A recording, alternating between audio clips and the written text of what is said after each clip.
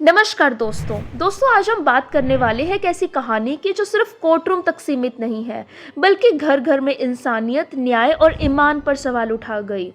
यह है शाहबानो बेगम की कहानी, एक बुजुर्ग औरत जिन्होंने दुनिया को ये बताया कि हक कभी मांगना नहीं पड़ता, उसे जीतना पड़ता है। और इसी रियल स्टोरी से इंस्पायर होती है फिल्म हक, जो इंसाफ और ईमान के बीच के रिश्ते को समझाती है। तो सबसे पहले बैकग्राउंड को समझते हैं। 1932 में इंदौर की एक मुस्लिम औरत शाहबानो बेगम की शादी हुई मोहम्मद अहमद खान से, जो वकालत करते थे। 40 साल तक इन्होंने एक सच्चे घर का सपना देखा। इनके 5 बच्चे हुए। फिर 1978 में एक दिन उनके हस्बैंड ने तलाक दे दिया और कहा, अब मेरा तुमसे कोई नाता नहीं।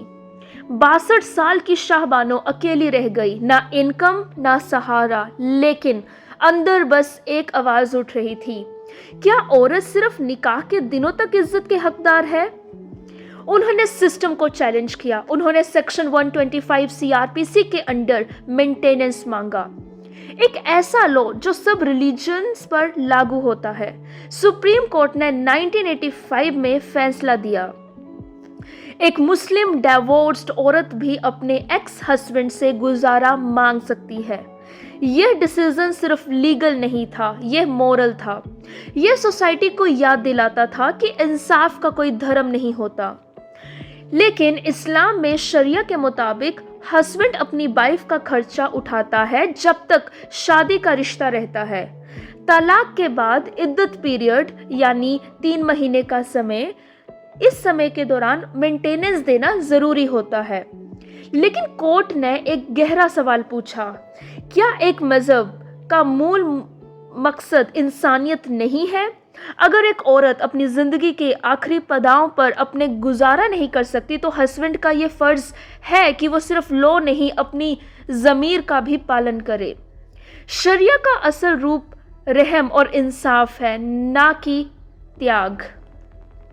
शाहबानो ने हमें सिखाया कि चुप रहना कभी सल्यूशन नहीं होता। अगर आप अपने हक के लिए नहीं स्टैंड लोगे तो कानून भी आपके साथ नहीं खड़ा होगा। और उनकी कहानी हर औरत के लिए एक मैसेज है। औरत की इज्जत उसके रिश्ते से नहीं, उसके साहस से होती है। उन्होंने दिखाया कि पावर सिर्फ पोजीशन से नहीं आती, बिलीफ से आती है, और बिलीफ जब जस्टिस में मिलता है तब बदलाव निश्चित है। इस केस में एक नई सोच दी कि रिलीजन और लॉ के दूसरे के विरोधी नहीं है, हो सकता है अगर दोनों का मूल इंसानियत हो। शाहबानो का case uniform civil code, women empowerment और जेंडर जस्टिस की डिस्कशन का फाउंडेशन बन गया। आज भी जब हम इक्वालिटी, रिस्पेक्ट और फ्रीडम की बात करते हैं तो शाहबानो का एग्जाम्पल हमारे सामने होता है। वो याद दिलाती है कि सोसाइटी का विकसित होना सिर्फ जीडीपी से नहीं, उसके न्याय सिस्टम से होता है। फिल्म हक एक मॉडर्न मिरर है जो उस लड़ाई को दिखाता है। यानी यामी गौतम एक औरत का एक जज्बा दिखाती है जो इंसाफ के लिए खड़ी है, और इमरान हाशमी एक लॉयर के रूप में सिस्टम के अंदर से न्याय का द्वार खोलते हैं। ये फिल्म हमें सोचने पे मजबूर करती है कि क्या आज भी शाहबानो जैसी औरतें अपने हक के लिए लड़ रही हैं? देखिए, जिंदगी में 2 चीज़ें ज़रूरी है, हक और इंसानियत। अब कुछ लोग कहेंगे कि अगर तलाक हो गया तो हस्बैंड क्यों पैसा दे, क्यों औरत अपनी ज़िंदगी खुद नहीं जी सकती?